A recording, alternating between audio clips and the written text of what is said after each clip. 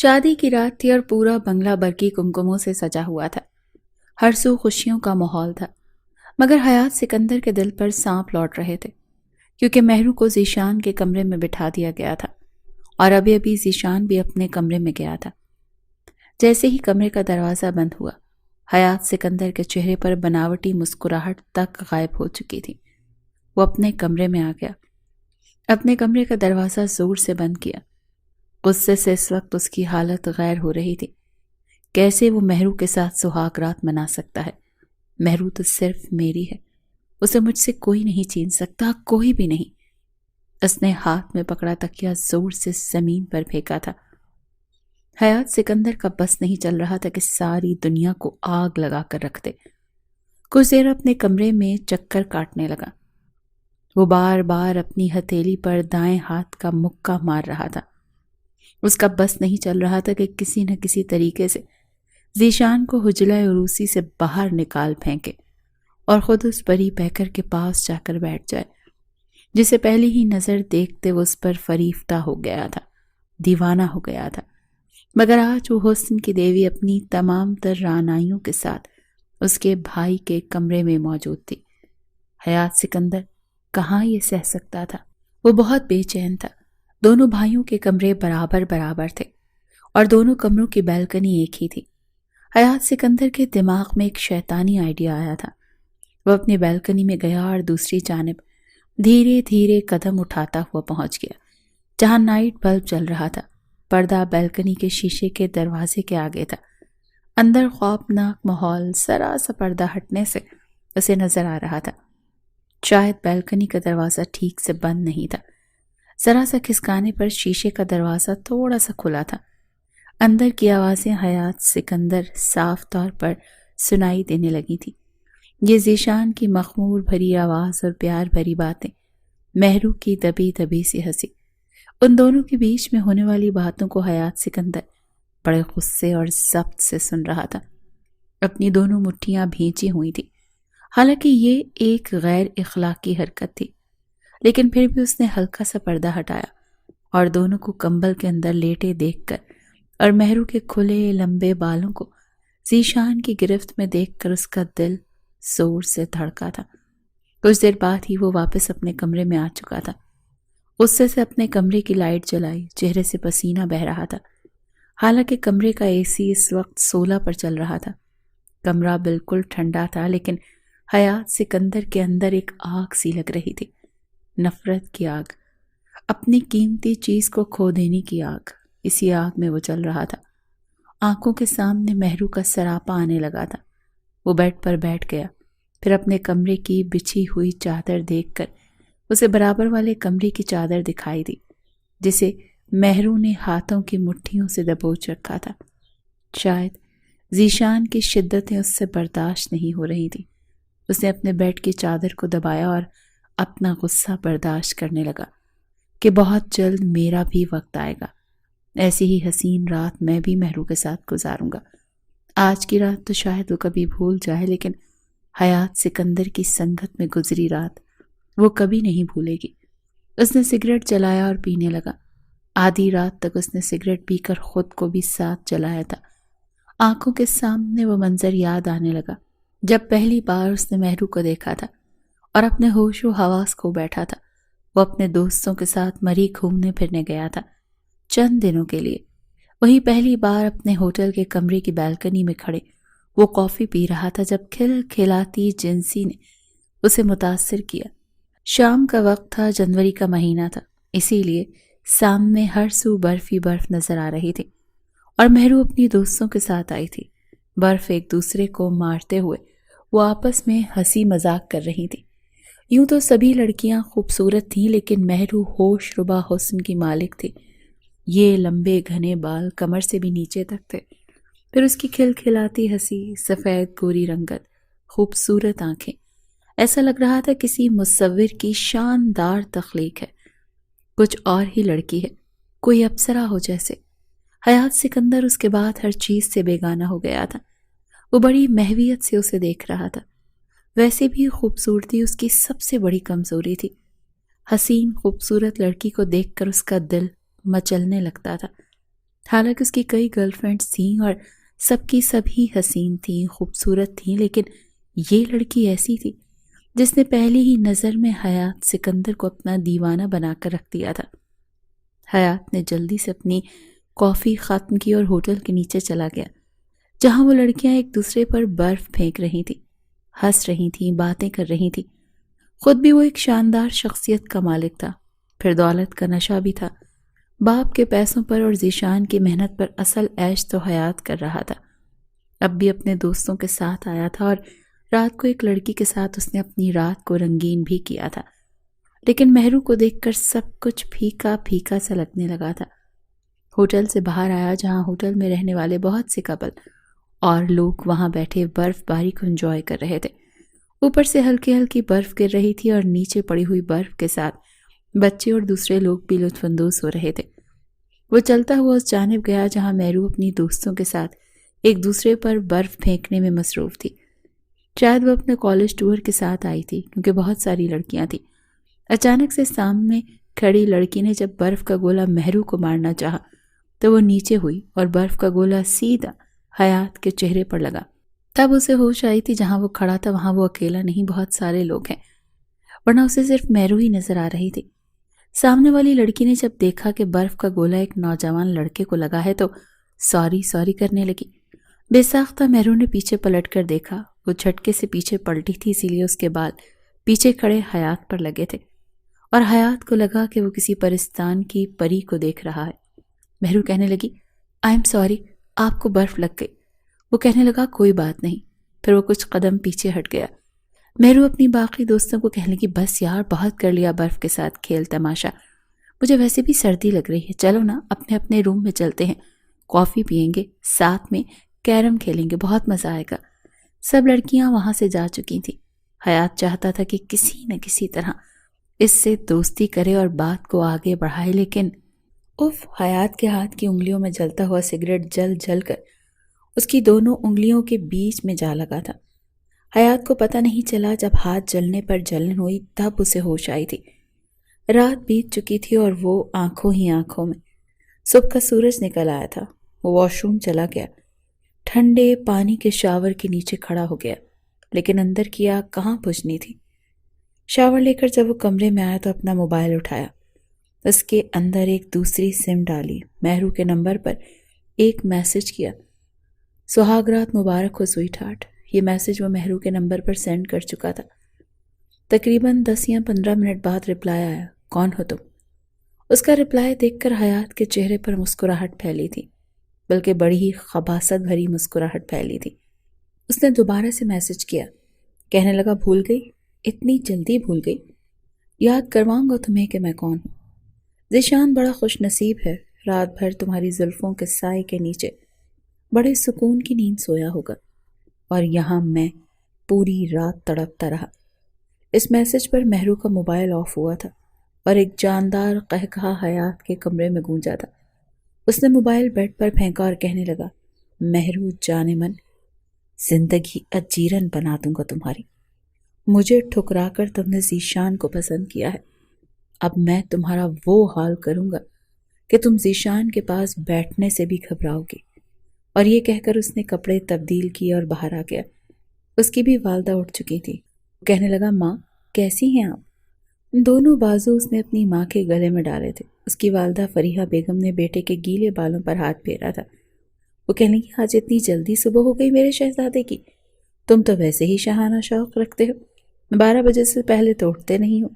اپنی ماں کا طنز سن کر وہ ہنسا تھا۔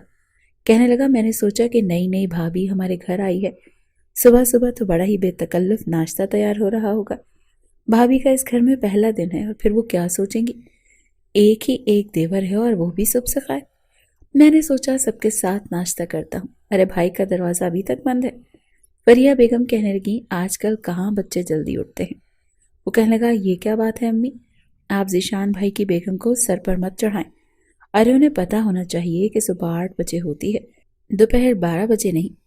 فریحہ بیگم کہنے لگی، بس چھوڑو ان باتوں کو، یہ پرانے دور کی بات ہے، جب انہوں نے اٹھنا ہوگا خود ہی اٹھ جائیں گے۔ مجھے اچھا نہیں لگتا کہ میں دروازہ کھٹکھٹاؤں، کتنی بری بات ہے۔ وہ کہنے لگا، یہ کیا بات ہوئی، اگر آپ کو شرم آ رہی ہے تو میں کھٹکھٹا دیتا ہوں۔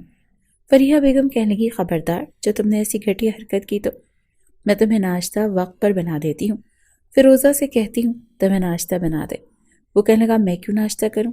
ارے آج تو بھابھی کے مائکے سے ناشتہ آنا چاہیے، ابھی تک آیا نہیں کیا؟ اٹھائیں بھابھی کو، ان کو کہیں کہ اپنے مائکے میں فون کریں، پوچھیں کہ ناشتہ کب آئے گا۔ فریحہ بیگم کہنے لگی کیا ہو گیا ہے تمہیں حیات؟ اب کیا میں بے شرموں کی طرح بہو سے پوچھوں گی کہ اس کے گھر سے ناشتہ کیوں نہیں آیا؟ بھلا کیا کمی ہے ہمارے گھر میں تم نے جو کھانا ہے میں منگوا دیتی ہوں۔ وہ کہنے لگا مجھے بھابھی کے گھر سے آنے والا ناشتہ کرنا ہے، چلے جلدی سے منگوا کر دیں۔ فریحہ بیگم نے اس کے کان پکڑے تھے۔ وہ کہنے لگی بس کرو، اوٹ پٹانگ باتیں مت کیا کرو۔ 9 بجے تک مہرو تیار ہو کر کمرے سے باہر آئی تھی، ساتھ میں ذیشان بھی تھا۔ دونوں ہی بڑے پیارے اور خوبصورت لگ رہے تھے، لیکن بڑی نفرت سے حیات نے ان دونوں کو دیکھا تھا۔ جیسے ہی وہ دونوں بیٹھنے لگے تو حیات نے اپنی برابر والی کرسی کو کھسکا کر پیچھے کیا تھا۔ وہ کہنے لگا بھابھی ادھر آئیں، آج آپ میرے پاس بیٹھیں، بھائی کے ساتھ تو آپ نے ساری زندگی ہی بیٹھنا ہے۔ وہ کچھ نروس سی ہوئی تھی۔ ذیشان کہنے لگا ہاں ہاں جاؤ بیٹھ جاؤ، تمہارا چھوٹا دیور ہے۔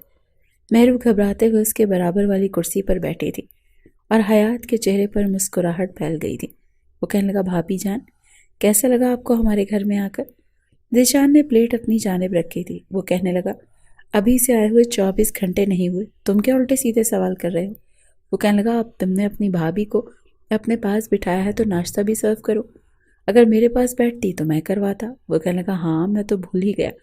پھر اس نے پلیٹ مہرو کے سامنے رکھی اور اس کی پلیٹ میں آملیٹ رکھ دیا، ساتھ میں بریڈ پکڑا دی۔ وہ کہنے لگا اور کچھ چاہیے آپ کو؟ مہرو نے نفی میں سر ہلا دیا، پتہ نہیں کیوں وہ چپ چپ سی تھی۔ یہ بات فریحہ بیگم نے بھی محسوس کی تھی اور ذیشان نے بھی، لیکن حیات جانتا تھا کہ وہ چپ چپ کیوں ہے۔ اس وقت اس کا دماغ یہاں ٹیبل پر حاضر نہیں تھا، وہ تو اجنبی کے میسیجز میں کھوئی ہوئی تھی، اور سچ بھی یہی تھا۔ پھر رات کو ولیمہ بھی تھا۔ ولیمے پر اتنی تصاویر ذیشان کی مہرو کے ساتھ نہیں تھی جتنی حیات نے اس کے ساتھ بیٹھ کر کھنچوائی تھی۔ وہ کہنے لگا آپ میری اکلوتی بھابھی ہیں، اسی لیے آپ کو میرے سارے ناز نخرے اٹھانے پڑیں گے۔ مہرو کہنے لگی ہاں کیوں نہیں۔ ولیمے کے اگلے روز جب وہ فریحہ بیگم کے ساتھ بیٹھی باتوں میں مصروف تھی، تبھی حیات اس کے ساتھ آ کر بیٹھ گیا۔ وہ کہنے لگا امی پلیز مجھے چائے کا کپ بنا دیں، آج وہ دیر سے اٹھا تھا، ذیشان اپنے آفس جا چکا تھا۔ وہ حیات سے کہہ کر گیا تھا کہ جلدی آ جانا، مجھے شام کو مہرو کو اس کے مائکے لے کر جانا ہے۔ فریحہ بیگم اٹھ کر کچن میں چلی گئی اور حیات مہرو سے کہنے لگا کیا جادو کر دیا ہے آپ نے میرے بھائی پر؟ کہاں میرا بھائی آفس سے گھر آنے کے لیے تیار نہیں ہوتا تھا، کہتا تھا کچھ اور دیر کام کر لوں۔ رات 8 بجے تک ہمارا آفس کھلا رہتا تھا کہ جب تک ذیشان صاحب کا کام پورا نہیں ہو جاتا تھا چھٹی نہیں کرتا تھا، لیکن 2 دن میں آپ نے اپنے حسن کا ایسا جادو چلایا ہے کہ بھائی کی صبح سے 4 کالز آ چکی ہیں، جلدی آؤ آفس میں، مجھے اپنی بیگم کو مائکے لے کر جانا ہے۔ مہرو کہنے لگی میں نے کیا جادو کرنا ہے، ذیشان ویسے بھی بہت اچھے انسان ہیں۔ وہ کہنے لگا ہاں اچھے تو ہیں، لگیں گے بھی، لیکن میں یہ کہتا ہوں کہ ذیشان بہت خوش نصیب ہے، اتنی حسین خوبصورت بیوی جو اسے ملی ہے۔ ارے قصور ذیشان بھائی کا نہیں ہے، قسم سے اگر میری بیوی بھی آپ جیسی ہوتی تو میں تو آفس جانے کا سوچتا بھی نہیں، بلکہ اسے کمرے میں لے کر بیٹھا رہتا۔ حیات کی بات سن کر برجستہ مہرو نے اس کی طرف دیکھا تھا، پتہ نہیں اس کی آنکھوں میں ایسا کیا تھا کہ مہرو نروس ہوئی تھی۔ پھر اس کی بات بھی عجیب تھی، وہ اٹھ کر کھڑی ہو گئی اور کہنے لگی میں کچن میں جاتی ہوں، دیکھتی ہوں آنٹی کیا کر رہی ہیں۔ اگلی رات وہ پھر بیلکنی میں کھڑا تھا، لیکن اس بار بیلکنی کا دروازہ لاک تھا۔ پردہ ذرا سا ہوا سے ہلا تو سامنے اس نے مہرو کو سرخ رنگ کی نائٹی میں دیکھا تھا۔ وہ کمرے کی لائٹ بجھا رہی تھی، ساتھ کچھ بول رہی تھی۔ اس نے اس کا سراپا دیکھا اور پاگل ہونے لگا تھا۔ اپنے کمرے میں آ کر اس سے برداشت نہیں ہو رہا تھا کہ وہ اس حسین سراپے کے ساتھ ذیشان کے قریب بھی جائے گی۔ اس نے فوراً سے اپنا موبائل نکالا، مہرو کو میسج کیا سرخ نائٹی میں کمال لگ رہی ہو۔ یہ میسج فوراً سے سین ہوا تھا اور اس کے بعد فوراً سے دوبارہ بیلکنی میں گیا تو دیکھا مہرو سسکیوں سے رو رہی تھی اور ذیشان اس سے پوچھ رہا تھا کیا ہوا۔ وہ کہنے لگی کچھ نہیں ذیشان، یہاں کمرے میں کچھ ہے، کچھ گڑبڑ ہے۔ وہ کہنے لگا کیا گڑبڑ ہے، کیا بھولے جا رہی ہو؟ ساری آوازیں صاف طور پر حیات سن رہا تھا اور ساتھ میں مسکرا بھی رہا تھا۔ وہ کہنے لگی مجھے لگتا ہے یہاں کوئی کیمرہ لگا ہوا ہے۔ ذیشان کہنے لگا واٹ؟ कैमरा कौन लगाएगा, पागल हो क्या? वो कहने लगी मुझे डर लग रहा है। ज़ीशान उससे पूछता रह गया कि आखिर बात क्या है, लेकिन वो बता ही नहीं रही थी। बताती भी तो क्या बताती, लेकिन उस रात वो चाहकर भी ज़ीशान के करीब नहीं आई थी। वो नहीं जानती थी कि ये कौन है जो उसे यूं देख रहा है, जिसे ये पता है कि वो अपने शौहर के साथ किस तरह से वक्त गुजार रही है, उसने क्या पहना है क्या नहीं पहना।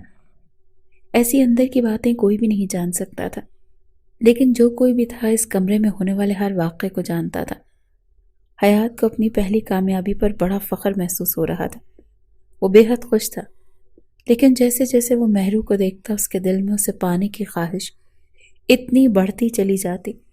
उसे याद आने लगता कि मरी की मुख्तसर सी मुलाकात में वो उस पर कैसे दिल हार बैठा था, लेकिन इससे पहले कि उसकी जानिब दोस्ती का हाथ बढ़ाता, अगले ही रोज़ महरू का टूर वापस जा चुका था। वो भी वापस लाहौर आ गया। इन्हीं दिनों उसकी वालदा ज़ीशान के लिए रिश्ता देख रही थी। होश हयात के उस वक्त उड़े जब उसने अपनी वालदा के मोबाइल पर महरू की तस्वीर देखी। उसने फ़ौरन से मोबाइल छीन लिया। वो कहने लगा, ये लड़की कौन है? उसकी वालदा कहने लगी, ये मुझे ज़ीशान के लिए बहुत पसंद आई है। इसके घर वाले तो ज़ीशान को देख चुके हैं, पसंद भी कर चुके हैं। मैंने भी इस लड़की को देखने जाना है। लेकिन तब ये लड़की मरी गई हुई थी अपने कॉलेज टूर के साथ, अब वापस आ गई है। फिर ये ज़ीशान को पसंद भी है, इसीलिए मैं चाह रही हूँ कि बात आगे बढ़ा दूँ। हयात कहने लगा, मॉम ये लड़की मुझे बहुत पसंद है, आप ऐसा करें मेरा रिश्ता इसके साथ मांग लें। फरिया बेगम कहने लगी, क्या हो गया है तुम्हें? वो लोग ज़ीशान को पसंद करके जा चुके हैं, कितना बुरा लगेगा। और तुम भी बिजनेस में संजीदगी से हिस्सा नहीं लेते, हर वक्त आवारागर्दी करते रहते हो। तुम्हारा रिश्ता मैं उस वक्त करूंगी जब तुम संजीदगी से अपने काम पर फोकस करोगे। लेकिन हयात ने जिद पकड़ ली कि वो सब कुछ करेगा, अपने बिजनेस पर भी तवज्जो देगा, लेकिन उसे महरू से ही शादी करनी है। मजबूरन फरिया बेगम को महरू के घर वालों से ये बात करनी पड़ी, जिस पर उन लोगों ने नागवारी का इजहार किया था। लेकिन हयात के होश तो उस वक्त उड़े जब महरू ने साफ इनकार कर दिया कि वो उससे शादी करेगी, जिससे उसकी बात पहले से चल रही थी। बात आई गई हो चुकी थी, लेकिन हयात के दिल पर छाप छोड़ चुकी थी कि महरू ने उसे ठुकराया है और ज़ीशान को अपने हक में कबूल किया है। वो हर कीमत पर उसे पाना चाहता था, चाहे उसके लिए उसे कुछ भी क्यों ना करना पड़ता, कोई भी इंतहाई कदम ही क्यों ना उठाना पड़ता। जब भी वो महरू को ज़ीशान के साथ हंसते बातें करते देखता तो उससे बर्दाश्त नहीं होता था, इसीलिए कभी उसे उल्टे सीधे मैसेज करता, कभी ज़ूम आईनी बातें करता। एक बार जब वो बालकनी में आया तो महरू रो रो कर ज़ीशान को सब कुछ बता चुकी थी, यहाँ तक कि अपने मोबाइल पर मौजूद हयात के मैसेजेस भी दिखा चुकी थी। वो ऐसा नंबर था जिससे ज़ीशान भी वाकिफ नहीं था। ज़ीशान कहने लगा, तुम कब से ये बर्दाश्त कर रही हो, मुझे क्यों नहीं बताया? वो कहने लगी, मुझे डर था कहीं आप मुझ पर शक ना करें। ज़ीशान कहने लगा कि पागल हो गई हो तुम, मैं तुम पर क्यों शक करूँगा? मेरी बीवी हो तुम और तुम कितनी पाकबाज हो, मुझसे बेहतर और कोई नहीं जान सकता। मैं ये नंबर ब्लॉक करवाता हूँ, बल्कि पता करवाता हूँ कि ये कहाँ का नंबर है, कौन है। वो कहने लगी, जो कोई भी है, हमारे कमरे में कहीं ना कहीं कैमरा लगा चुका है, इसीलिए मैं आपके करीब नहीं आती। ज़ीशान कहने लगा, मुझे लग रहा है जो लोग यहाँ पर फ्लावर डेकोरेशन के लिए आए थे ये उन्हीं की हरकत होगी। ऐसे नौजवान जानबूझकर ऐसी हरकतें करते हैं और फिर बाद में ब्लैकमेल करते हैं, और किसी का नंबर हासिल करना आजकल के दौर में मुश्किल बात नहीं है। मैं देखता हूँ कहीं कैमरा लगा हुआ तो हटवा देता हूँ, पूरे कमरे को दोबारा से चेक करवा दूंगा, तुम फिक्र मत करो। हयात को जब ये पता चला कि अब इस बात से ज़ीशान वाकिफ हो चुका है, तब उसकी मज़ीद ऐसी कोई भी हरकत ज़ीशान को उस पर शक करने पर मजबूर करेगी, तो हयात ने ये काम छोड़ दिया। इसीलिए ज़ीशान को लगा कि शायद कमरे में भी कैमरा लगा हुआ था, जिससे वो जान चुका कि इससे इसके बारे में मालूम हो गया था। लेकिन हयात अपनी हसद की आग में जलने लगा था। उसका बस नहीं चल रहा था कि वो कुछ ऐसा करे कि महरू ज़ीशान की ज़िंदगी से दूर हो जाए। उसने बहुत कोशिश की कि ज़ीशान को बदगुमान करे। बातों बातों में वो कहता था कि ऐसी लड़कियां जो इतनी हसीन होती हैं, इनके बहुत से अफेयर होते हैं, पता नहीं कहाँ कहाँ किन किन लोगों से दोस्ती होती है, और बाद में शौहर को शक न हो जाए इसीलिए रोना धोना मचाकर अपनी सच्चाई का यकीन दिलाती हैं। इनडायरेक्टली वो चाहता था कि ज़ीशान आने वाले मैसेजेस को महरू के किसी अफेयर का चक्कर समझे। ज़ीशान शक करता ही नहीं था, अब तो हयात बेबस सा होने लगा था। होश तो हयात के उस वक्त उड़े जब उसे ये पता चला कि महरू प्रेग्नेंट हो चुकी है। وہ تو یوں تھا کہ پاگل ہو جائے گا۔ اسے یہ تکلیف تھی کہ اس کے بھائی کا بچہ مہرو کی کوکھ میں کیوں پل رہا ہے۔ اس کوکھ سے صرف اس کا بچہ ہونا چاہیے تھا۔ اب تو اس کی برداشت سے سب کچھ باہر ہونے لگا تھا۔ وہ دونوں بہت خوش تھے اور ان کی خوشی کی سب سے زیادہ جلن حیات کو تھی۔ اس نے آہستہ آہستہ کاروبار میں پیر جمانے شروع کر دیے۔ ابھی 2 ماہ پریگننسی کے ہوئے تھے جب ایک رات اچانک سے ذیشان کی گاڑی کا ایکسیڈنٹ ہوا اور گاڑی زور سے ایک ٹرک کے ساتھ ٹکرائی اور بلاسٹ ہو گئی۔ یہ خبر سب پر قیامت بن کر ٹوٹی تھی۔ گاڑی مکمل طور پر جل چکی تھی اور اندر موجود لاش بھی پہچان میں نہیں آ رہی تھی۔ اس حادثے نے مہرو کو پاگل کر دیا تھا۔ اسے غشی کے دورے پڑنے لگے تھے۔ بار بار اس کی آنکھ کھلتی تو ذیشان ذیشان پکارتی۔ نہ کچھ کھا رہی تھی نہ پی رہی تھی۔ فریحہ بیگم کی اپنی حالت غیر ہو چکی تھی۔ بیٹے کا صدمہ ان سے سہا نہیں جا رہا تھا۔ یہی حال سکندر حیات کا تھا۔ ذیشان ان کا مضبوط بازو تھا، ان کا بڑا بیٹا تھا۔ سب کچھ اس نے سنبھال رکھا تھا۔ حیات کا لاؤبالی پن اور لاپرواہی انہیں ویسے بھی پسند نہیں تھی، لیکن اب جو حادثہ ان کی زندگی میں ہوا تھا اس نے انہیں توڑ کر رکھ دیا تھا۔ 1 مہینے تک کسی کو ہوش ہی نہیں کہ کون کہاں تھا کہاں نہیں۔ فریحہ بیگم نے ہی خود کو سنبھالا تھا۔ سکندر صاحب بیمار رہنے لگے تھے، اسی لیے حیات بظاہر پورا آفس سنبھال چکا تھا۔ سب کے سامنے ہمدردی کرتا روتا تھا کہ اسے ذیشان کا بڑا دکھ ہے، لیکن اصل میں اس نے اپنا راستہ صاف کیا تھا اور اب اسے ذیشان کی آخری نشانی کو بھی ختم کرنا تھا۔ وہ مہرو کے وجود میں ذیشان کی کوئی بھی چیز باقی نہیں دیکھنا چاہتا تھا۔ وہ اس وقت عدت میں تھی اور اس کی عدت پورے 7 ماہ تک چلنی تھی۔ وہ تبھی باہر جاتی تھی جب ڈاکٹر کو چیک اپ کروانا ہوتا تھا۔ ذیشان کی اس نشانی کو وہ بہت سنبھال کر رکھ رہی تھی، لیکن جب اس بار ڈاکٹر کو چیک اپ کروا کر واپس آئی تو اپنے کمرے میں جانے لگی۔ اس کا کمرہ اوپر کی منزل میں تھا۔ تب تک حیات اپنی چال چل چکا تھا۔ اس نے سیڑھیوں پر تیل پھینکا ہوا تھا۔ جیسے ہی مہرو 10-12 سیڑھیاں چڑھی، تیل پر جیسے ہی اس کی چپل پڑی، بری طرح سے اس کا پاؤں پھسلا تھا اور وہ لڑکھڑاتی ہوئی سیڑھیوں سے نیچے گر گئی۔ اس کے چلانے کی آواز سن کر فریحہ بیگم اور سکندر حیات بھاگ کر سیڑھیوں کے پاس آئے تھے۔ وہ پیٹ پر ہاتھ رکھے تڑپے جا رہی تھی۔ حیات بھی بھاگتا ہوا آیا۔ وہ کہنے لگا، کیا ہوا بھابھی؟ لیکن وہ روئی جا رہی تھی۔ پھر فریحہ بیگم، سکندر حیات اور حیات تینوں ہی اسے ہاسپٹل لے گئے، لیکن وہی ہوا جس کا ڈر تھا۔ ذیشان کا بچہ ضائع ہو چکا تھا اور مہرو کا رو رو کر برا حال تھا۔ سب کو لگ رہا تھا یہ ایک حادثہ ہے، لیکن اب حیات بالکل مطمئن ہو چکا تھا۔ وہ مہرو سے ذیشان کی ہر چیز چھین چکا تھا، یہاں تک کہ اس کا بچہ بھی، اور اب اس کا راستہ بالکل صاف تھا۔ اگر وہ مہرو کو اپناتا تو یقیناً اس کے ماں باپ اسے بہت اچھا سمجھتے کہ بیوہ بھابھی کو سہارا دے رہا ہے۔ چند روز بعد مہرو کے والدین اسے لینے آ گئے۔ اب یہاں پر اس کا رہنا بے مقصد تھا، لیکن مہرو نے جانے سے انکار کر دیا۔ وہ کہنے کی میں ذیشان کا کمرہ اور اس کا گھر چھوڑ کر نہیں جاؤں گی۔ نیا زخم تھا، اسی لیے وہ رات کے وقت ذیشان کے کپڑے پہن لیتی تھی اور تصور میں اس سے باتیں کرتی تھی۔ اس کے کمرے میں ذیشان کی اور اس کی شادی کی بہت بڑی تصویر دیوار پر آویزاں تھی۔ وہ اس کے سامنے کھڑی ہو جاتی اور ذیشان سے یوں باتیں کرتی جیسے وہ سن رہا ہے۔ بہرحال اب حیات مہرو کو اپنے کام کہنے لگا تھا، اس پر حق جمانے لگا تھا۔ ایک بار وہ چائے بنا رہی تھی تو کچن میں آ گیا اور خاموشی سے اس کے پیچھے کھڑا ہو گیا۔ مہرو کو لگا جیسے کسی کی سانس لینے کی آواز اسے پیچھے سے آ رہی ہے، اپنے عقب سے۔ جیسے ہی اس نے پیچھے پلٹنا چاہا تو حیات اس کے اتنے قریب تھا کہ اس سے ٹکرا گئی۔ وہ کہنے کی یہاں کیوں کھڑے ہو؟ فاصلے پر کھڑے ہو، تم یہاں آئے کیا کرنے ہو؟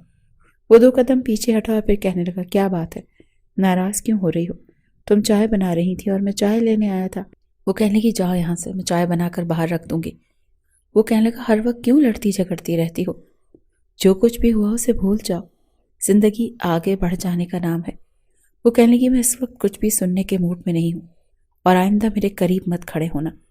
مہرو کا یہ انداز اور یہ لہجہ سن کر وہ کہنے لگا، کیوں نہ کھڑا ہوں؟ وہ کہنے لگی، تم بھول رہے ہو میں بھابھی ہوں تمہاری۔ وہ کہنے لگا، کون سی بھابھی؟ بھابھی تو اس وقت تھی جب میرا بھائی زندہ تھا۔ جب میرا بھائی ہی دنیا میں نہیں رہا تو تمہارا میرا رشتہ بھی ختم ہو گیا۔ یہ سن کر مہرو کو حیرت ہوئی۔ وہ کہنے لگا، تم صرف مہرو ہو اور بہت جلد تم مہرو حیات سکندر ہو جاؤ گے۔ میں بہت جلد ماں اور ڈیڈ سے بات کرنے والا ہوں کہ وہ میرا نکاح تم سے کروا دیں۔ آخر کب تک اپنی جوانی سنبھالو گی؟ اتنا حسن اب میں تمہیں اپنے بھائی کے نام پر برباد کرنے تھوڑی دوں گا۔ آج بھی تمہارا حسن میرا ہوش اڑاتا ہے۔ یہ کہتے ہوئے اس نے اپنے ہاتھ کی پشت اس کے چہرے پر رکھی۔ یہ کہتے ہوئے اس نے اپنے ہاتھ کی پشت اس کے چہرے پر رکھنی چاہی تھی۔ مہرو کو جتنی حیرانگی ہوتی اتنی کم تھی۔ اس نے اس کا ہاتھ پیچھے جھٹکا۔ وہ کہنے لگی، خبردار اگر تم نے میرے ساتھ کوئی بدتمیزی کرنے کی کوشش کی تو۔ یہ کس لہجے میں بات کر رہے ہو اور بات کیا کر رہے ہو؟ حیات میں تمہارے منہ پر تھپڑ مارنے سے پہلے سوچوں گی بھی نہیں کہ میں نے مارا کیوں ہے۔ حیات 2 قدم آگے بڑھا اور کہنے لگا، تم تھپڑ مارو گی تو کیا میں کھا لوں گا؟ دیکھو، میرے ساتھ بالکل تمیز سے رہا کرو۔ میں بہت جلد تمہارے حقوق اپنے نام کرنے والا ہوں۔ تمہیں اس لیے بتا رہا ہوں کہ خود کو ذہنی طور پر تیار کر لو، کیونکہ میں شادی کے بعد تمہارے منہ سے ذیشان کا نام بھی برداشت نہیں کروں گا اور نہ سنوں گا۔ مہروز کے ارادے جان کر بری طرح سے گھبرائی تھی۔ وہ کبھی بھی حیات کو پسند نہیں کرتی تھی۔ شروع سے وہ اس کی عیاش طبیعت سے واقف تھی، کچھ ذیشان کے منہ سے بھی سن چکی تھی، اسی لیے سوچ چکی تھی کہ وہ اپنے مائکے چلی جائے گی۔ اسے اس عیاش کے ساتھ شادی کرنی ہی نہیں تھی، لیکن وہ نہیں جانتی تھی کہ وہ کس بڑی مصیبت میں پھنس گئی ہے۔ حیات اس کے بے حد قریب ہوا تھا، اتنا کہ مہرو کو اس کی گرم سگریٹ کے دھوئیں میں لپٹی ہوئی سانسیں اپنے چہرے پر پڑتی ہوئی محسوس ہوئی۔ جس انداز میں وہ بول رہا تھا، مہرو کو عرصہ پہلے کے وہ واقعے یاد آنے لگے جب ہوٹل میں بار بار اس کا ٹکراؤ حیات سے ہوا تھا۔ حیات سکندر اس کے پیچھے ہوتا سارا کچھ کسی فلم کی طرح اس کے ذہن میں چلا تھا اور ایک جھٹکے کے ساتھ 2 قدم پیچھے ہٹی تھی، مگر حیات کے چہرے پر پھیلی ہوئی شیطانی مسکراہٹ دیکھ کر اس کا دل ڈوب چکا تھا۔ بڑی مشکل سے کپ کپاتے ہوئے لبوں سے وہ کہنے لگی کہ یہ کیا کہہ رہے ہو تم؟ ہوش میں تو ہو، یہ کیا بکواس کی ہے تم نے؟ اس کا پورا وجود کانپ رہا تھا، جتنا بڑا انکشاف اس پر ہو رہا تھا اس کی جان لینے کے مترادف تھا، مگر حیات سکندر ایک گانے کی ٹون پر سیٹی بجاتا ہوا انگلی پر اپنے بائک کی چابی گھماتا وہاں سے باہر جا چکا تھا اور وہ وہیں کرسی کا سہارا لے کر بیٹھ چکی تھی۔ فریحہ بیگم جب کچن میں آئی تو اس کی اس حالت میں بیٹھا دیکھ اس کے پاس چلی آئیں۔ وہ کہنے لگیں کہ کیا ہوا بیٹا، سب ٹھیک تو ہے؟ کیا پھر سے طبیعت خراب ہو گئی؟ آنکھیں تو ان کی بھی اتر چکی تھی، ساری رات جاگتے جاگتے گزر جاتی، چین ایک پل کو بھی نہیں آ رہا تھا۔ اس وقت تو فریحہ بیگم سے کچھ بھی نہیں کہہ سکتی تھی۔ کہنے لگی، کچھ دیر آرام کرنا چاہتی ہوں، اور پھر کمرے میں چلی گئی۔ جس انداز میں حیات نے اس سے یہ بات کی تھی اس کے لیے بھلانا مشکل تھا، مگر وہ سو چکی تھی کہ ذیشان کے علاوہ کسی بھی شخص کو اپنی زندگی میں شامل نہیں ہونے دے گی۔ کوئی بھی اس قابل نہیں کہ مہرو کے وجود تک سرایت کر سکے، اس پر حق جما سکے۔ بڑی مشکل سے ہمت جمع کر کے اس نے یہ فیصلہ کیا تھا اور ایک نظر دیوار پر لگی ہوئی اس تصویر کو دیکھا جس میں مسکرا کر وہ ذیشان کے ساتھ کھڑی تھی۔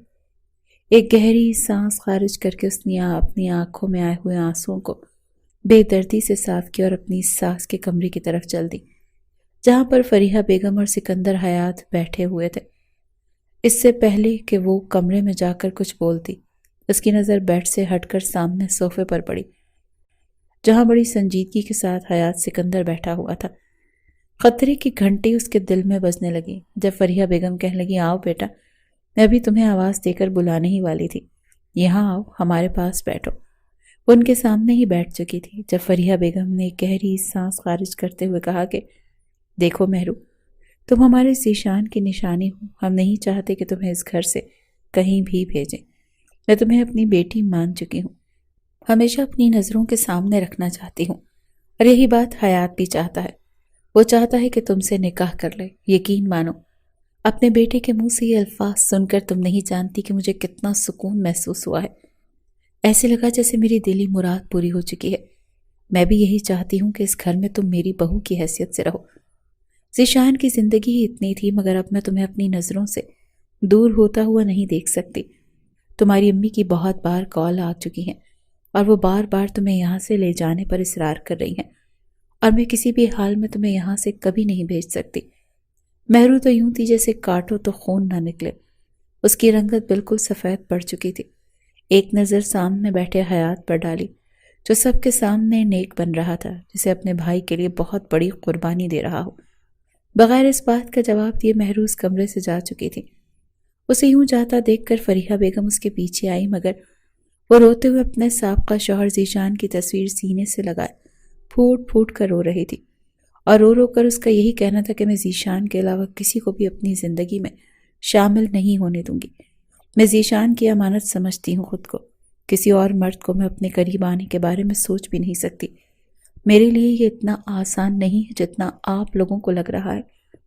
ابھی تو میرے ہاتھوں سے وہ مہندی بھی نہیں اتری جو ذیشان کے نام کی لگی تھی۔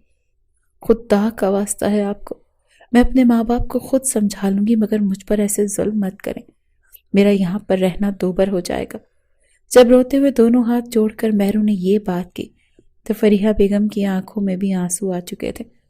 اسے سینے سے لگا کر کتنی ہی دیر تک دل کی بھڑاس نکالتی رہی اور پھر کہنے لگی، بیٹا فکر مت کرو، مجھے معاف کر دو، میں تمہارے جذبات کو سمجھ ہی نہیں پائی، تمہارے لیے تو یہ سب کچھ بہت مشکل ہے، دوبارہ تم سے کوئی بھی اس بارے میں بات نہیں کرے گا۔ فریحہ بیگم یہ کہہ کر وہاں سے جا چکی تھی۔ اپنے کمرے میں موجود آنکھوں میں سرشاری لیے وہ جو سوچ رہا تھا کہ اس کی ماں آ کر ماتھا چومے گی، اس کی اس ہمدردی اور احسان پر اس کی احسان مند ہوں گی اور تعریف کے پل باندھیں گی، وہیں اس کا دروازہ دھیرے سے کھٹکا اور فریحہ بیگم کمرے میں داخل ہوئیں۔ اپنی ماں کا اترا ہوا چہرہ دیکھ کر حیات کے چہرے پر بھی بل پڑ گئے تھے۔ وہ کہنے لگے کہ موم کیا ہوا، آئیے بیٹھیں۔ فریحہ بیگم اس کے پاس آ کر بیٹھی اور پھر دونوں ہاتھوں سے اس کا چہرہ پکڑ کر ماتھے پر لب رکھ دیے۔ وہ کہنے لگیں، بیٹا ذیشان کے بعد اب تم ہی ہمارا واحد سہارا ہو۔ ذیشان کی ناگہانی موت نے ہمیں اندر تک توڑ کر رکھ دیا ہے، مگر ہم خوش ہیں کہ تم ہمارے پاس موجود ہو۔ میں تمہارے لیے مہرو سے بات کی ہے، مگر وہ بیچاری رو رو کر نڈھال ہو چکی ہے۔ کم وقت میں ہی اس کو اور ذیشان کے درمیان کی بانڈنگ کافی مضبوط ہو چکی تھی۔ اس کے لیے یہ سب اتنا آسان نہیں ہے کہ وہ ایک دم سے اسے چھوڑ کر تمہارے ساتھ اپنے رشتے کو آگے بڑھائے۔ مجھے لگتا ہے کہ ہمیں اسے وقت دینا چاہیے۔ اگر تو وہ تم سے شادی نہیں بھی کرتی تو پھر بھی اس گھر میں اسے بڑی بھابھی کے طور پر ہم اسے وہی مقام اور مرتبہ دیں گے۔ ہاں کچھ عرصے کے بعد اگر وہ چاہے تو ایک بار پھر میں اس سے تمہاری بات ضرور کروں گی، ورنہ میرے بیٹے کے لیے تو ایک سے بڑھ کر ایک لڑکی شادی کے لیے تیار ہے۔ یہ کہہ کر وہ اس کے کاندھے پر ہاتھ رکھ چکی تھی اور بھی وہ بہت کچھ بول رہی تھی، مگر حیات سکندر کا دماغ تو ایسے تھا جیسے ابھی پھٹ جائے گا۔ وہ اپنی ماں کا جواب سن کر بڑی مشکل سے اپنے چہرے پر مصنوعی ہمدردی سجا کر بیٹھا تھا اور پھر فریحہ بیگم اسے گڈ نائٹ بول کر کمرے سے چلی گئی۔ کمرہ اندھیروں میں ڈوب چکا تھا اور وہ غصے سے سمجھ نہیں پا رہا تھا کہ آخر چیخ کر اپنا غبار کیسے نکالے۔ تکیہ اٹھا کر اپنے منہ کے آگے رکھا اور پورے زور کے ساتھ چلایا تھا۔ اس کی آواز تکیے میں قید ہو کر رہ چکی تھی اور غصے سے ہر ایک چیز اتھل پتھل کرتا آخر میں ڈریسنگ ٹیبل پر دونوں ہاتھ رکھ کے خود کو آئینے میں دیکھنے لگا۔ اس کی خون خوار نظریں اس وقت اسے خود بھی خود سے خوف کھانے پر مجبور کر رہی تھی۔ مہرو مہرو مہرو، تم نے دوسری بار بھی مجھے ریجیکٹ کر کے اچھا نہیں کیا۔ تمہاری خاطر میں نے اپنے بھائی تک کو موت کے گھاٹ اتار دیا اور تم اس کے باوجود مجھ سے دور رہی ہو۔ وہ خود کو آئینے میں دیکھ کر دبی غراہٹ کے ساتھ یہ انکشاف کر چکا تھا، جو انکشاف اس نے آئینے کے سامنے خود کو دیکھتے ہوئے کیا تھا۔ اگر کوئی سن لیتا تو اس وقت اس کا کیا حشر ہو سکتا تھا، وہ کبھی سوچ بھی نہیں سکتا تھا۔ ایئر کنڈیشنر آن تھا، پھر بھی ماتھے پر غصے سے تما رہے پسینے کی بوندیں چہرے کو بھگا چکی تھی۔ منہ ہی منہ میں بڑبڑا کر وہ کہنے لگا، میں تمہیں حاصل کر کے رہوں گا، ایسے نہیں تو پھر ویسے ہی صحیح۔ میرے لیے تمہیں چھوڑ دینا اتنا آسان نہیں ہے۔ میں تمہیں پانے کے لیے کسی بھی حد تک جاؤں گا۔ شادی کے تو بول نہیں، صحیح نکاح کے بغیر بھی میں تمہیں اپنا آپ ثابت کر کے رہوں گا کہ حیات سکندر کیا چیز ہے۔ تمہارے روم روم کو تڑپا کر رکھ دوں گا۔ ایک بار پھر حیات سکندر کے ذہن میں وہ منظر بننے لگے جب اس نے مہرو کو ذیشان کے ساتھ دیکھا تھا۔ وہ اس پر جھکا ہوا تھا اور وہ اس کے بالوں میں ہاتھ پھیرتے ہوئے مسکرا کر اپنا آپ اس کے سینے میں چھپا چکی تھی۔ اس کے بعد کمرے میں اٹھنے والی ان کی آوازوں کو سن کر تو جیسے اسے اپنے کانوں میں پگھلا ہوا سیسا گرتا محسوس ہو رہا تھا۔ غصے سے ڈریسنگ ٹیبل پر ہاتھ مار کر اس نے سارے پرفیومز کو نیچے گرایا تھا۔ رات کے تقریباً 1:30 بج رہے تھے۔ مہرو رو کر ذیشان کی تصویر کو اپنے سینے سے لگائے سو چکی تھی اور وہ ایک بار پھر آنکھوں میں غصہ لیے جذبات کی آگ میں بھڑکتا بیلکنی کے راستے چلتا ہوا وہاں پر آیا تھا۔ یہ اس کی خوش قسمتی تھی اور شاید مہرو کی بد قسمتی کی کھڑکی کھلی ہوئی تھی۔ ذرا سی گرل سرکانے پر وہ کھلتی چلی گئی۔ چہرے پر ایک بار پھر خباثت بھری مسکراہٹ پھیلی اور وہ اپنے ماتھے پر آئی پسینے کی بوندوں کو انگلی سے صاف کرتا ایک انداز سے کمرے میں داخل ہوا اور بڑے دھیرے سے گرل کو بند کر دیا۔ کمرے کے دروازے کی طرف جا کر اندر سے اسے بھی لاک کر دیا اور ایک فرصت بھری نظر اس پر ڈالی جو بیڈ پر آڑی ترچھی ہو کر لیٹی ہوئی تھی۔ اس کی قمیض اس وقت کچھ حصوں سے بے لباس کر رہی تھی اسے، اور سرشاری سے اس کے وجود کو دیکھتا ہوا آگے بڑھنے لگا، مگر جیسے ہی آگے آ کر دیکھا تو اس کے سینے سے لگی ہوئی تصویر کو دیکھ کر جیسے اس کے تن من میں آگ سی لگ چکی تھی۔ یہاں پر میرا حق ہے، جس مقام پر تم نے اس ذیشان کو رکھا ہے یہاں پر مجھے ہونا چاہیے تھا۔ یہ کہہ کر وہ آگے بڑھا اور اس کے سینے پر موجود تصویر کو چھین کر سائیڈ ٹیبل پر رکھا۔ تصویر کو فاتحانہ مسکراہٹ کے ساتھ دیکھ کر کمفرٹر ہٹایا اور مہرو کے پاس لیٹ چکا تھا۔ وہ اپنے ہاتھ مہرو کی کمر پر رکھتا اسے اپنے بے حد قریب کر چکا تھا۔ وہ اپنی گرم سانسیں اس کی گردن پر نچھاور کر رہا تھا اور مہرو اپنے وجود پر صرف ہاتھ کو محسوس کر کے سکون کی وادیوں میں کھو رہی تھی۔ اس کے لبوں سے ہلکی سی سسکی نکلی تھی۔ ایسے لگ رہا تھا جیسے وہ اس وقت ذیشان کی باہوں میں ہو اور ذیشان کے ساتھ سو رہی ہو۔ وہ ابھی بھی یہی سمجھ رہی تھی کہ شاید اس وقت اس کے بے حد قریب ذیشان موجود ہے اور ایک بار پھر یہ رات محبت کے نام کرنا چاہتا ہے۔ وہ بھی اس کا ساتھ دینے لگی تھی۔ اپنا رخ اس کی جانب موڑ کر اس کے سینے میں اپنا چہرہ چھپا گئی۔ حیات تو ان لمحات کے لیے تڑپ رہا تھا۔ اپنے وجود میں چھپتا دیکھ اس کے جذبات بھڑک اٹھے تھے۔ وہ بے قابو سا ہونے لگا تھا اور اگلے ہی پل وہ مہرو کو اپنے قریب کر کے اس پر اپنی شدتیں نچھاور کرنے لگا تھا۔ کمرہ اس وقت مکمل طور پر اندھیرے میں ڈوبا ہوا تھا۔ وہ اسے اپنی باہوں میں بھرے، اس سے پہلے کہ اپنے لب اس کے لبوں پر نچھاور کر دیتا، اگلے ہی پل وہ کسمسائی تھی۔ ذہن میں کئی طرح کے جھماکے سے ہونے لگے تھے۔ مہرو کو اپنے قریب سگریٹ کی شدید بو محسوس ہونے لگی تھی۔ یہ سانسیں جو اس کے چہرے پر گر رہی تھی وہ ان میں کھو سی رہی تھی۔ یہ سانسیں ذیشان کی تو نہیں تھی۔ ذیشان تو سگریٹ پیتا ہی نہیں تھا۔ ان سانسوں سے آنے والی سگریٹ کی بو ایک دم سے اسے کھانسنے پر مجبور کر گئی۔ وہ اپنے ہوش و حواس میں واپس لوٹنے لگی۔ ذہن میں ایک دم سے ایک جھٹکا سا لگا اور وہ دبی دبی چیخ کے ساتھ اٹھ بیٹھی۔ پورا وجود ابھی بھی اس کا کانپ رہا تھا، جیسے ابھی بھی کسی نے اسے اپنے مضبوط ہاتھوں میں تھام رکھا ہو۔ اس کے رونگٹے کھڑے ہو رہے تھے۔ ہڑبڑا کر وہ اس اندھیرے میں ڈوبے کمرے کو دیکھنے لگی۔ اے سی آن تھا مگر اس کے باوجود چہرے پر آئی پسینے کی بوندیں اسے بہت کچھ احساس کروا رہی تھی۔ ہڑبڑا کر وہ فوراً بیڈ سے اٹھی، سائیڈ ٹیبل لیمپ آن کیا اور پھر کمرے میں روشنی پھیل گئی۔ وہاں پر کوئی بھی موجود نہیں تھا۔ سب کچھ جوں کا توں تھا، ہاں البتہ گرل کھلی ہوئی تھی جو اسے بہت کچھ سوچنے پر مجبور کر گئی تھی۔ گھبراتے ہوئے وہ گرل کی طرف آئی تھی جسے کھول کر وہ باہر نکلی۔ بالکنی میں اس وقت کوئی بھی نہیں تھا، رات کا سناٹا چھایا ہوا تھا۔ وہ ہانپتے ہوئے واپس آ کر بیڈ پر بیٹھی، مگر اس کی نظریں سائیڈ ٹیبل پر پڑی ہوئی تھی۔ ذیشان کی تصویر پر اٹک چکی تھی۔ یہ تصویر کسی نے سائیڈ ٹیبل پر رکھی تھی۔ اگر یہ تصویر بالفرض اس کے ہاتھوں سے چھوٹ بھی چکی تھی تو بیڈ پر ہی ہونی چاہیے تھی۔ اسے ٹھیک سے یاد آ رہا تھا کہ اس تصویر کو اپنے سینے سے لگا کر ہی سو رہی تھی۔ وہیں دوسری طرف کمرے میں وہ بیڈ پر لیٹا گہرے گہرے سانس لے رہا تھا۔ جس سکون کا وہ متلاشی تھا، جس کے لیے وہ تڑپ رہا تھا، خود کو ریلیکس کرنے کے لیے وہ صرف مہرو کو اپنے قریب دیکھنا چاہتا تھا۔ کچھ لمحے پہلے گزرنے والے مہرو کے ساتھ وہ لمحات کا سوچ کر وہ ابھی بھی جیسے سرشاری میں گم تھا۔ وہ اپنے بالوں میں ہاتھ پھیرتا آنکھیں موندے اس کا لمس اپنے وجود پر محسوس کر کے وہ تو جیسے مزید ہی ہوش سے بے قابو ہو رہا تھا۔ اس بار اس نے بڑی بے چینی سے سوچا کہ اگر مہرو جاگ جاتی تو کیا ہوتا۔ اس کے لیے ہر مسئلے کا حل ہوتا تھا۔ سارے لحاظ بلائے خاطر رکھ کے وہ اٹھ بیٹھا اور اگلے ہی پل اس کے قہقہے کمرے میں گونجے تھے۔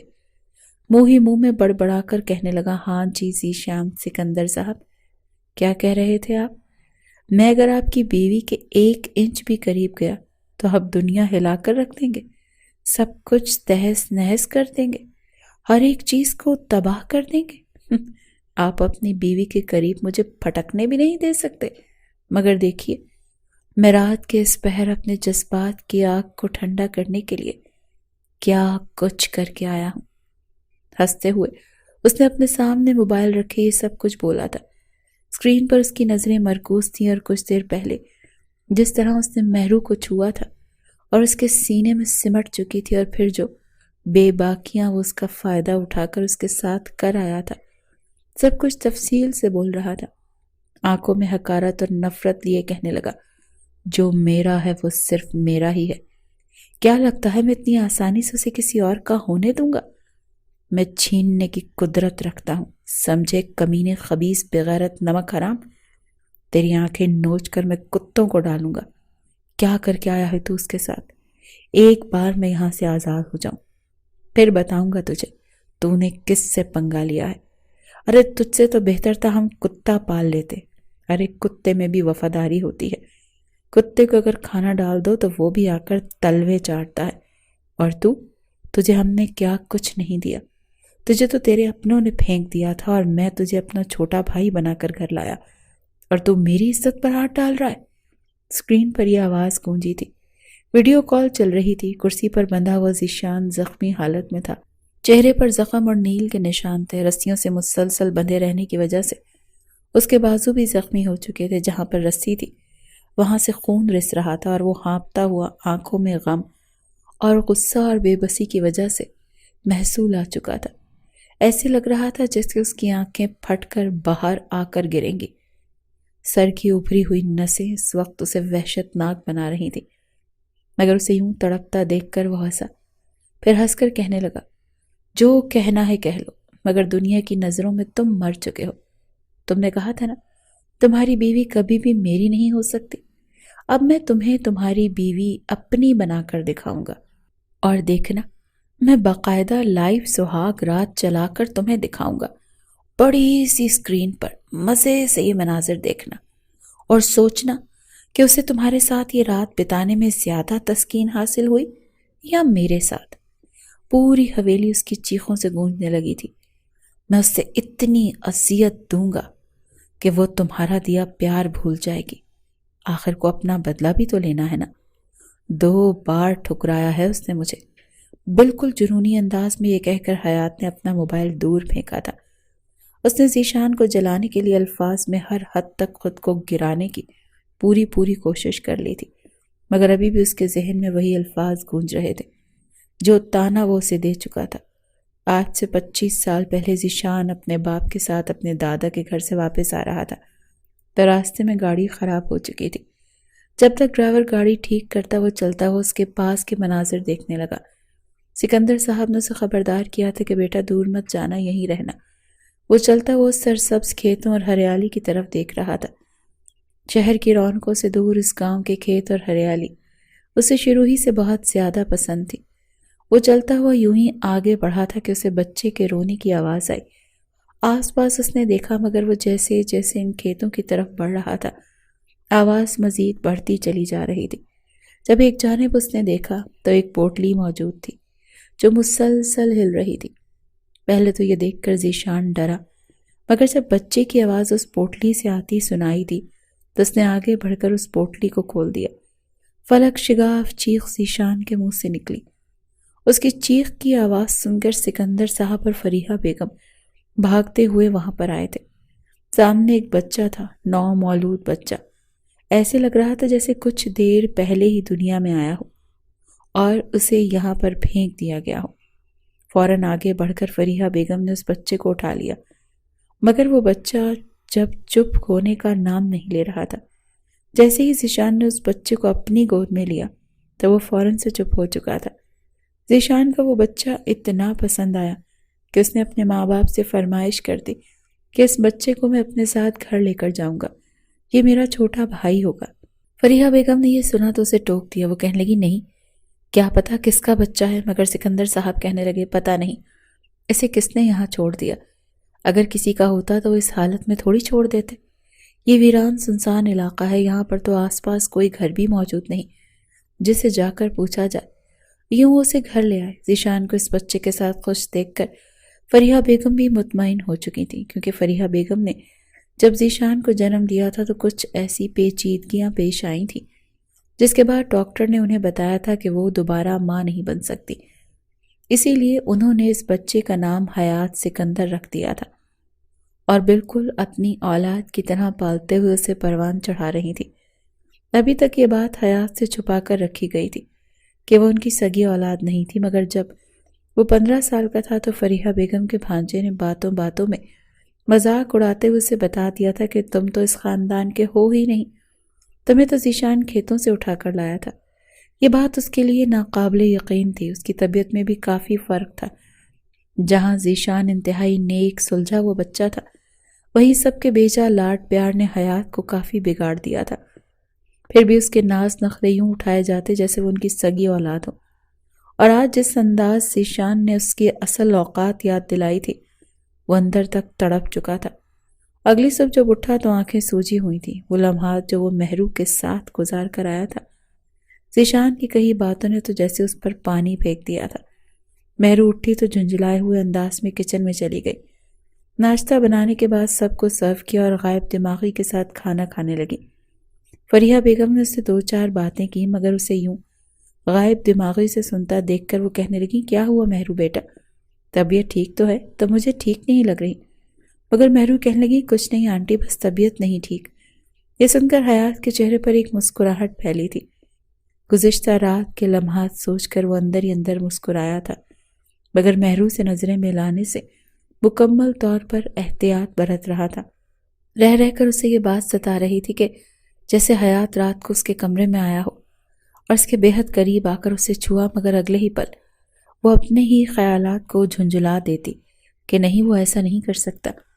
ہاں، یہ بات سچ تھی کہ ہوٹل میں مجھے وہ جس انداز میں دیکھا کرتا تھا اس کے لہجے میں پسندیدگی موجود تھی، مگر وہ کیا کرتی؟ ذیشان کو تو وہ پہلے ہی پسند کر چکی تھی، اور اب اگر وہ واپس اپنے مائکے چلی بھی جاتی تو ماں باپ اسے کبھی بھی اپنی دہلیز پر نہ رکھتے، بلکہ اسے زبردستی قسمیں وعدے منتیں کر کے جیسے تیسے کسی اور کے ساتھ بیاہ دیتے۔ آخر وہ جاتی تو جاتی کہاں، جہاں پر اسے ذیشان کی یادوں کے ساتھ تنہا چھوڑ دیا جاتا۔ یہ سوچتے ہوئے وہ گھر کے باقی کام نمٹانے لگی، جبکہ حیات وہیں آفس سے جلدی نکل کر سیدھا اس فلیٹ پر گیا تھا جو ایک آدھی تعمیر شدہ عمارت میں موجود تھا۔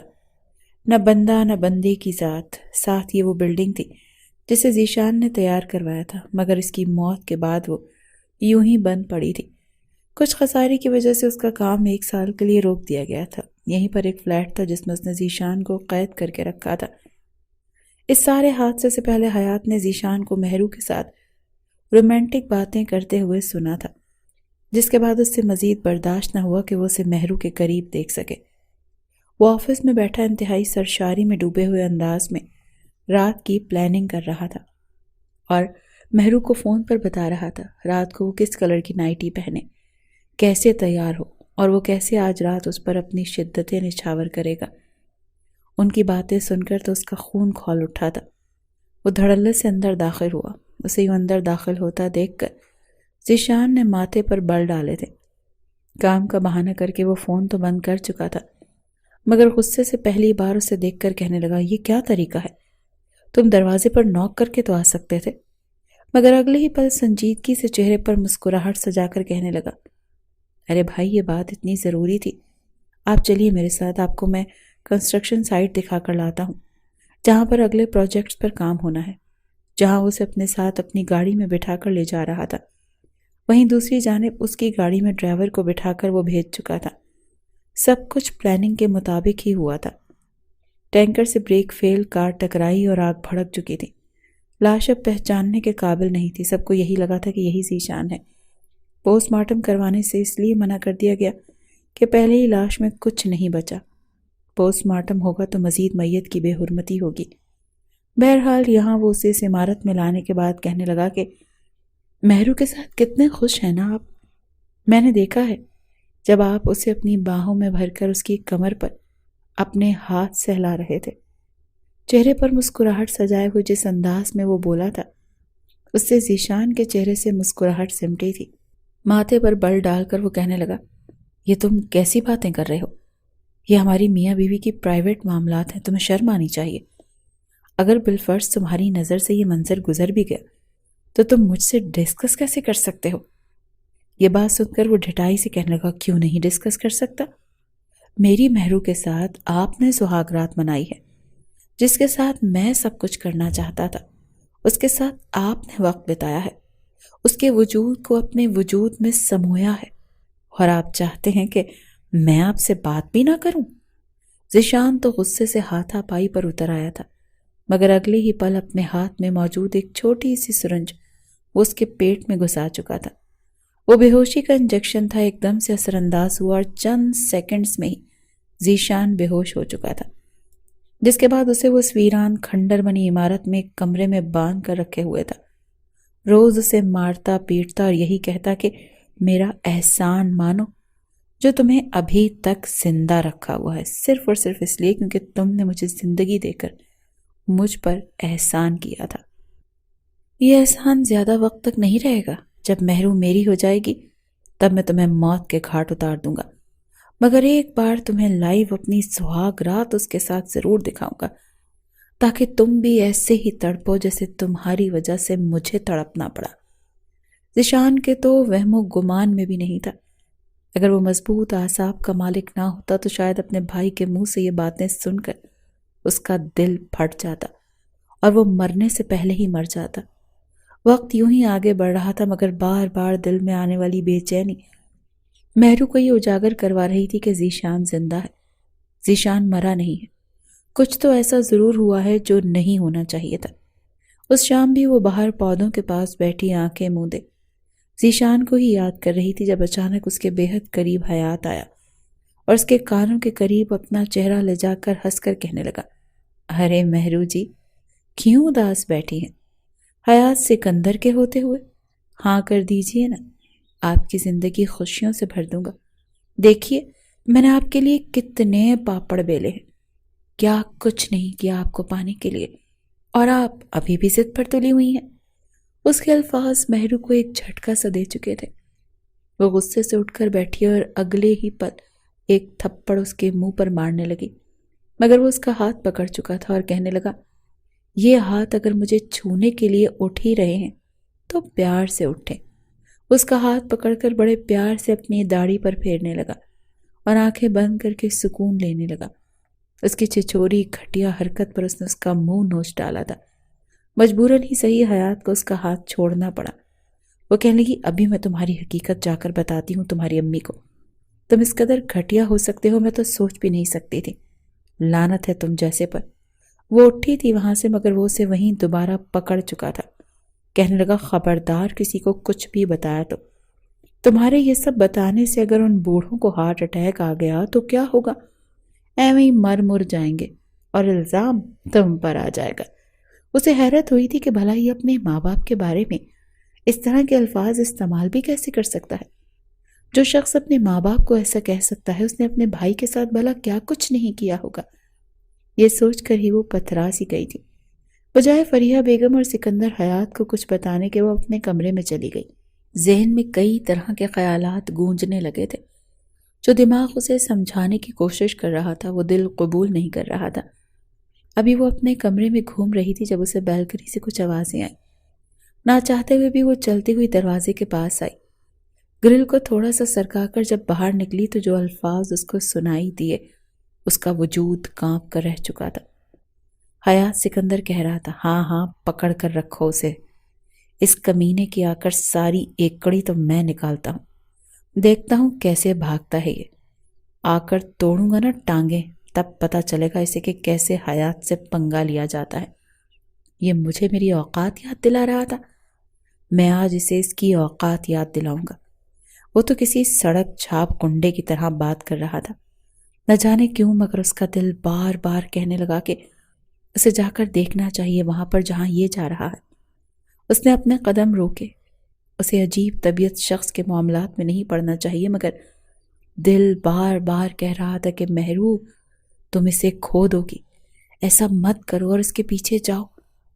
بہرحال ایک گہری سانس خارج کر کے اس نے ایک ٹھنڈی سانس خارج کی، اور جیسے ہی اس کی گاڑی نکلی تو کچھ فاصلے پر رہتے ہوئے بجائے سکندر حیات کے گھر کی گاڑی لینے کے وہ ایک ٹیکسی میں بیٹھ کر اس گاڑی کا پیچھا کرنے لگی۔ وہ گاڑی سنسان علاقے میں آ کر رک چکی تھی۔ یہ بلڈنگ تو وہ اچھے سے پہچانتی تھی، ذیشان اسے یہاں پر لے کر آیا تھا۔ اسے لگا جیسے شاید اس نے بلا وجہ ہی یہاں پر آ کر اپنا وقت ضائع کر لیا، مگر جس انداز میں فون پر وہ چلا رہا تھا اور ایک شخص کھڑا اسے تفصیل بتا رہا تھا، وہیں گاڑی سے اتر گئی اور دھیرے دھیرے اس خالی عمارت کی طرف آنے لگی۔ عمارت خالی ہونے کی وجہ سے آواز وہاں پر گونج رہی تھی۔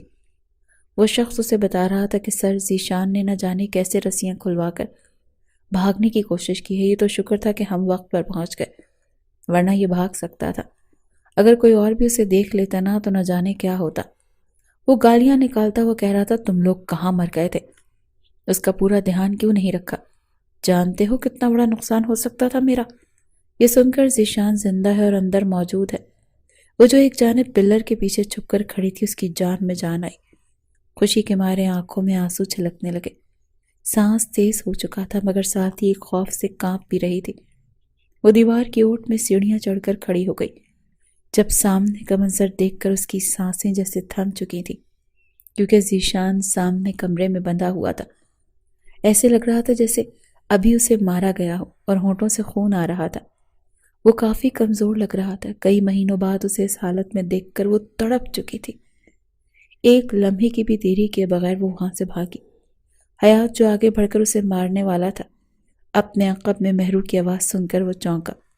وہ روتے ہوئے آگے بڑھی اور آ کر ذیشان کے گلے لگ گئی۔ ذیشان، آپ زندہ ہیں؟ آپ ٹھیک ہیں؟ خدا گواہ ہے، میرا دل کہتا تھا کہ آپ کو کچھ نہیں ہوا۔ میں کبھی سوچ بھی نہیں سکتی تھی کہ آپ کو یوں اس حالت میں دیکھوں گی۔ کس نے کی ہے آپ کی یہ حالت؟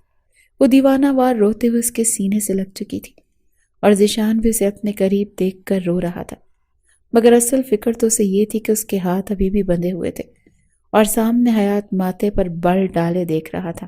اگلے ہی پل وہ ہنسا اور وہاں پر موجود لڑکوں کو وہاں سے باہر بھیج دیا، اور پھر مہرو کو بازو سے پکڑ کر کہنے لگا، ارے واہ، یہ تو بہت اچھا ہو گیا، مہرو بھی یہاں پر آ گئی۔ کبھی سوچا نہیں تھا کہ یہ راز یوں بھی کھلے گا، مگر اصل کھیل کر مزہ تو اب آئے گا۔ مہرو چلو شاباش، حقیقت تو تم پر کھل ہی چکی ہے، مگر تم صرف اور صرف میری ہو۔ اپنے شوہر سے کہو کہ طلاق دے تمہیں، میں تم سے نکاح کر کے تمہارے ساتھ ساری زندگی گزارنا چاہتا ہوں۔ مہرو نے اگلے ہی پل ایک زوردار تھپڑ اس کے منہ پر دے مارا، اس کا منہ نوچ ڈالا۔ وہ اسے مارنے لگی اور وہ پھر بھی آگے سے ڈھیٹ بن کر ہنس رہا تھا اور کہنے لگا، ارے ارے ارے، پرسکون ہو جاؤ، جتنا مارنا ہے مار لو، لیکن بس اتنا سوچ لو کہ آخر میں سارے بدلے تمہارے ساتھ سہاگ رات میں اتاروں گا۔ یہ الفاظ اس کے حلق سے نکلنے تھے کہ ذیشان چیخا، چپ کر جا، دوبارہ یہ الفاظ اپنی زبان پر مت لانا۔ مگر وہ تو اس کی دکھتی رگ پر ہی ہاتھ رکھنا چاہتا تھا۔ وہ بار بار ایسے الفاظ استعمال کرنے لگا جس سے وہ ذیشان کو تڑپا سکے، اور وہ بے بسی کی مورت بنا بس خود کو رسیوں سے چھڑوانے کی کوشش کر رہا تھا۔ تبھی حیات کہنے لگا، مہرو، اگر اپنے شوہر کی زندگی چاہتی ہو تو شاباش، میرے قریب ہو جاؤ، میرے ساتھ یوں ہی پیار کرو جیسے اس رات تم نے اپنی باہوں میں ذیشان کو بھرا تھا۔ کہو مجھے وہی شدتیں چاہیے، ورنہ میں یہیں پر کھڑے کھڑے ذیشان کو گولی مار دوں گا۔ مہرو کانپ کر رہ چکی تھی۔ وہ روتے ہوئے جی بھر کر بددعائیں حیات کو دے رہی تھی، کبھی ذیشان کو دیکھتی اور کبھی اسے۔ وہ کہنے لگی، ایسا مت کرو، یہ غلط ہے، یہ گناہ ہے۔ ذیشان کے علاوہ کسی اور کے بارے میں سوچ بھی نہیں سکتی، ایسا مت کرو میرے ساتھ۔ مگر وہ اس کے قریب آنا شروع ہو چکا تھا۔ یہی وقت تھا جب خود کو پوری شدت سے رسیوں سے چھڑوا کر وہ اٹھا تھا۔ بھلے ہی کمزور تھا، زخمی تھا، مگر اپنی محبت کی خاطر اسے اپنی آنکھوں کے سامنے رسوا ہوتے ہوئے نہیں دیکھ سکتا تھا۔ وہ اٹھ کر آگے بڑھا اور وہی کرسی جس سے اسے باندھا گیا تھا اس نے آگے آ کر حیات کے سر پر دے ماری۔ وہ لڑکھڑایا، پھر اس نے پیچھے پڑے ہوئے کانچ کی سلیب کو اٹھا کر حیات کے پیٹ میں دے مارا۔ کانچ کے ٹکڑے حیات کے جسم میں پیوست ہو گئے۔ جب تک دونوں بھائیوں میں ہاتھا پائی جاری تھی، فوراً حیات کا ہی فون اٹھا کر مہرو نے پولیس کو کال کر دی۔ دونوں میاں بیوی خود کو اس سے بچانے کی بہت کوشش کر رہے تھے، جب شور سن کر نیچے کھڑے حیات کے لوگ بھی اوپر آ گئے۔